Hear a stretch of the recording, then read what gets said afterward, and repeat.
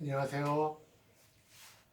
지난번에 이어서 또 이렇게 영상으로 우리 성도들과 예배를 드리게 됐습니다. 다 어려운 때이지만은 우리가 오늘도 하나님을 사랑하는 마음 갖고 함께 예배를 성공했으면 좋겠습니다. 그래서 정말 우리가 얼굴을 대면하는 것처럼 오늘 정말 여러분과 저의 심령이 부흥이 좀 되고, 그리고 우리 영혼이 행복한 시간이 되었으면 좋겠습니다. 오늘 우리가 함께 은혜 받을 말씀은 로마서 15장 1절부터 6절까지의 말씀입니다. 로마서 15장 1절부터 6절까지의 말씀입니다. 다 찾으신 줄 알고 우리 같이 천천히 합독하도록 하겠습니다. 우리 강한 자가 마땅히 연약한 자의 약점을 담당하고 자기를 기쁘게 하지 아니할 것이라. 우리 각 사람이 이웃을 기쁘게 하되 선을 이루고 덕을 세우도록 할지니라. 그리스도께서 자기를 기쁘게 하지 아니하셨나니 기록된 바 주를 비방하는 자들의 비방이 내게 미쳤나이다 함과 같으니라. 무엇이든지 전에 기록한 바는 우리의 교훈을 위하여 기록된 것이니 우리로 하여금 인내로 또는 성경의 안위로 소망을 가지게 함이니라.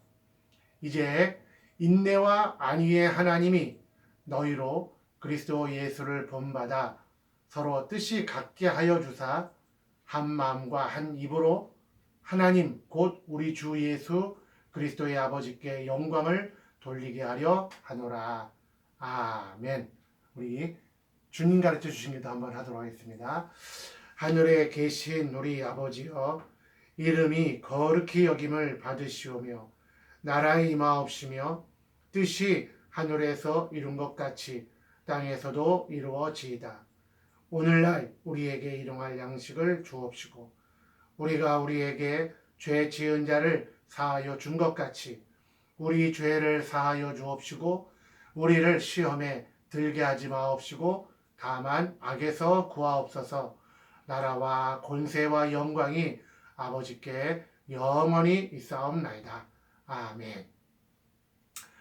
네, 우리 지난 우리 예배 시간에 이어서 우리가 또 같이 말씀을 상고하려고 하는 것은, 지난번에 드린 말씀을 여러분이 기억하신다면은 삶의 메시지는 네 부분, 또 때로는 네 가지 요소로 이렇게 구성되어 있다는 사실을 여러분들이 들으셨습니다. 또 더불어서 그 네 가지의 구성 요소는 우리가 전체적인 제목으로서 삶의 메시지를 나눈다.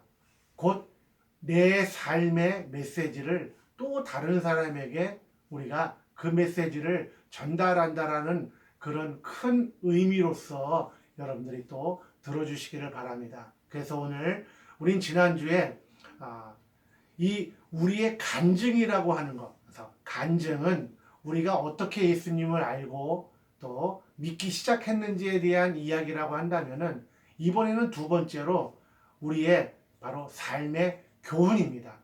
그래서 오늘은 우리가 이렇게 메시지 제목을 정해봤습니다. 삶의 메시지는 삶의 교훈을 담는다. 네, 우리 다시 한번 해보겠습니다. 삶의 메시지는 삶의 교훈을 담는다. 네, 오늘 이 제목으로 같이 또 말씀을 상고하려고 합니다. 그래서 우리의 이 삶의 교훈이라 하는 것은 하나님이 우리에게 가르쳐 주신 가장 중요한 그 교훈을 담는다라는 뜻입니다. 하나님은 우리의 경험을 통해서 가르쳐 주시려고 하는 것은 뭐냐? 바로 하나님의 진리를 우리에게 가르쳐 주시려고 하는 겁니다. 근데 이것은 우리가 하나님, 또 때로는 관계, 그리고 문제, 유혹, 그리고 삶의 다른 여러 부분에 관한 그 모든 것들을 우리가 교훈을 통해서 배우게 되는 겁니다. 우리가 시편 119편 33절에 보면은 여호와여 주의 율례의 도를 내게 가르치소서 내가 끝까지 지키리다. 제가 다시 한번 읽어드립니다. 여호와여 주의 율례의 도를 내게 가르치소서 내가 끝까지 지키리다. 이렇게 고백하고 있습니다. 그런데 슬픈 것은 우리의 약점이 뭐냐면은 우리에게 일어나는 많은 일들을 다 교훈으로 얻지를 못한다는 겁니다. 이거를 바꿔 우리 시편 106편 43절에는 이렇게 기록이 되어 있습니다. 여호와께서 여러 번 저희를 건지시나 저희가 꾀로 거역하며 자기 죄악으로 인하여 낮아짐을 당하였도다. 다시 한번 읽어드릴게요.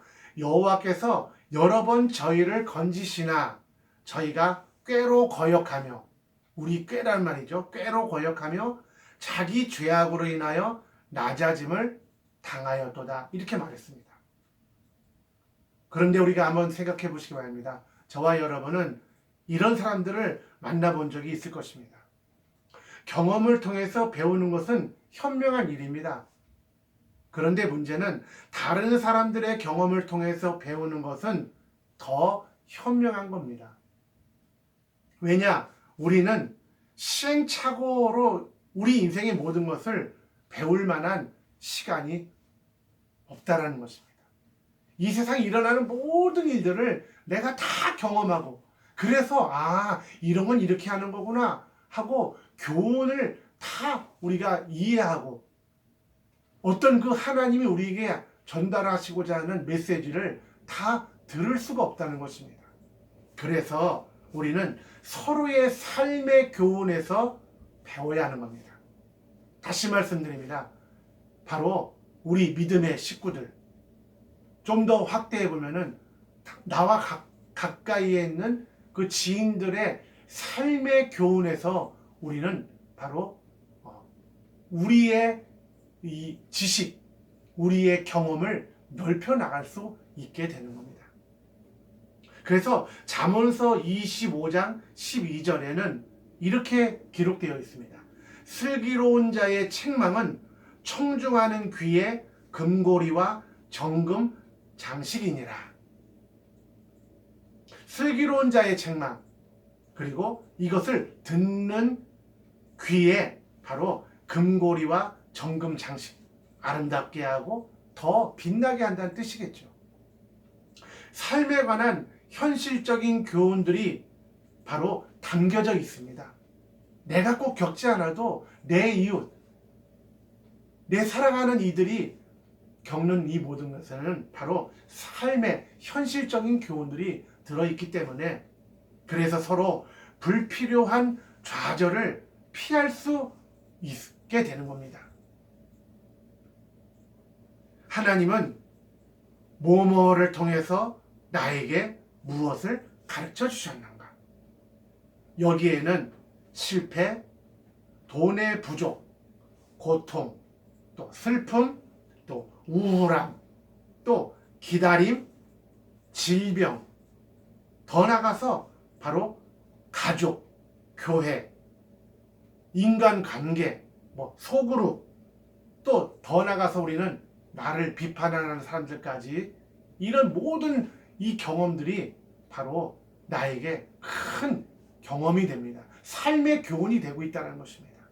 하나님은 어쩌면 저와 여러분을 사랑하셔서 이렇게 삶의 교훈들, 비록 내가 다 겪지 않더라도 다른 이들의 삶의 교훈을 듣게 하셔서 이것을 우리의 바로 금 귀고리와도 같고 아주 아름답게 반짝거리는 보석처럼 우리에게 허락하고 계시다는 사실을 우리는 기억해야 할 것입니다.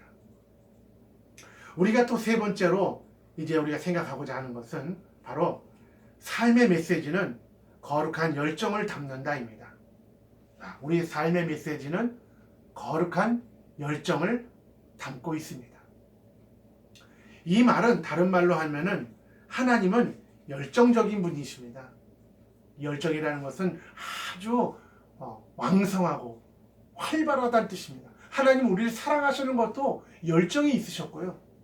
또한 우리에 대한 책망도 열정이 있으신 분입니다. 그래서 우리는 하나님이 우리에게 이렇게 가까이 말씀과 수많은 경험들을 통하여 우리에게 가까이 오시는 것처럼 우리도 하나님을 가까이 할수록 더 가까워질수록 하나님이 깊이 사랑하시는 것 또한 미워하시는 것에 대한 열정을 우리도 알게 됩니다. 그래서 우리는 이 세상에서 하나님의 대변자가 되어질 수가 있는 것입니다. 이를 쉽게 설명하면은 우리는 가장 좋아하는 것들에 대하여서는요, 말하지 않고 가만히 있을 수 없다라는 말로 이해하시면 됩니다. 내가 경험했던 거, 좋은 거, 또 내가 경험한 싫었던 거, 힘들었던 것은 우리 안에 열정이라는 그런 그릇에 바로 담겨져 나옵니다. 힘주어 말하고 누가 말하지 않아도 그것에 대해서는 대단히 힘을 내서 아주 정말 뭐라 그럴까요? 우리 아주 땀 흘리고 침 튀겨가면서 그런 이야기를 한다는 그런 뜻으로 이해를 하시면 됩니다. 마태복음 24장, 마태복음 12장 34절에 보면은 독사의 자식들아, 너희는 악하니 어떻게 선한 말을 할 수 있느냐? 이는 마음에 가득한 것을 입으로 말함이라. 중요한 것은 마음에 가득하다는 겁니다. 이미 좋은 것이든 나쁜 것이든 마음에 가득한 것은 자꾸 새어나오게 돼 있고요. 이것을 우리는 열정이라는 단어에 우리가 함께 의미를 담아보는 겁니다. 그래서 그 예가 다윗과 예레미야가 있습니다. 다윗과 예레미야, 다윗은 시편 69편 9절에 주의 집을 위하는 열성이 나를 삼키고 주를 회방하는 회방이 내게 미쳤나이다. 이렇게 고백했고요. 예레미야는 예레미야 20장 9절에 내가 다시는 여호와를 선포하지 아니하며 그 이름으로 말하지 아니하리라 하면 나의 중심이 불붙는 것 같아서 골수에 사무치니 답답하여 견딜 수 없나이다. 이렇게 고백했습니다. 불붙는 마음, 견딜 수 없는 마음, 이것이 열정 아닐까요? 하나님은 때때로 사람들에게 어떤 문제에 대해서 자신들의 의견을 피력하고자 하는 거룩한 열정을 주시는 겁니다.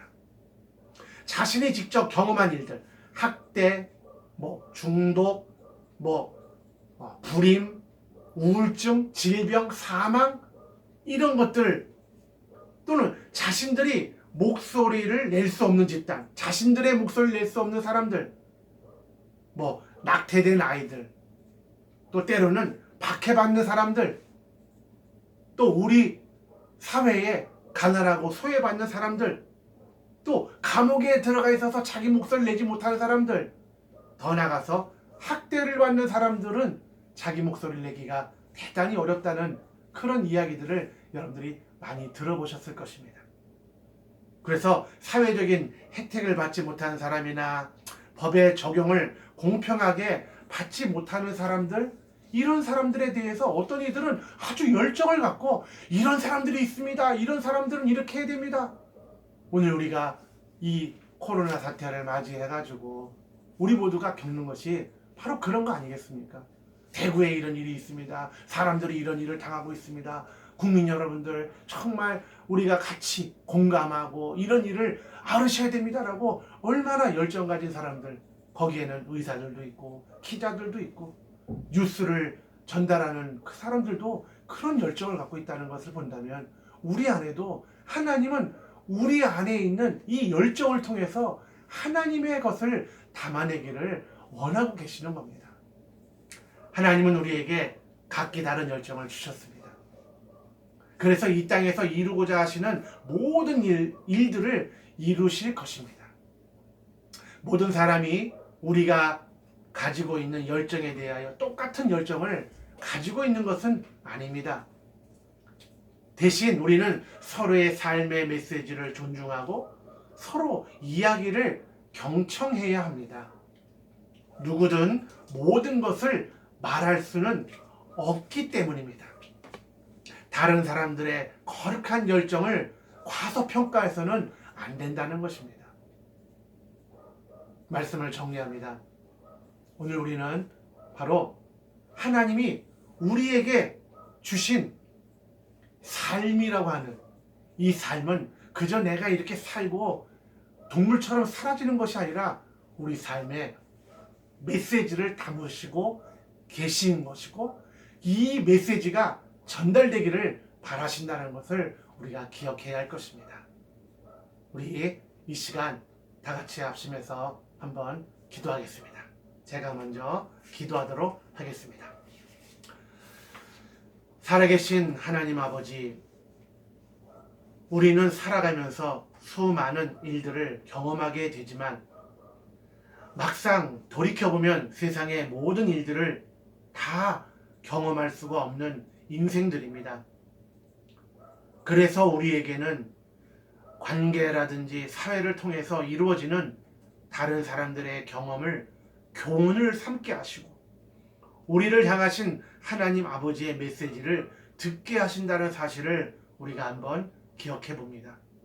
또한 우리 안에 또 우리 모두에게 열정을 주셔서 이 열정을 통해서 하나님의 진리의 메시지를 담게 하셨고 이것을 기억해서 우리가 기억하고 삶으로 단지 예배당 안에서만의 우리가 소리만이 아니라 우리 삶을 모든 교훈과 열정 속에 담아서 내 이웃에게 하나님의 진리를 담은 삶의 메시지를 나누는 삶이 되게 하여 주시옵소서.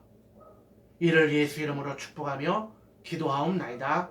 아멘. 할렐루야. 여러분들 감사합니다. 이제 이렇게 또 우리가 두 번째 영상 예배를 같이 드렸는데요. 우리가 요즘에 또 광고를 드린 것처럼 우리가 예배에는 꼭 하나님 앞에 드리는 이 예물도 필요합니다.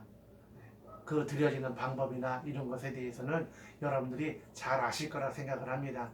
그래서 온라인으로 드리시든지 아니면은 또 만나실 때까지 잘 보관하셨다가 우리 교육자들이나 교회에 여러분들이 내주시기를 부탁을 드리겠습니다.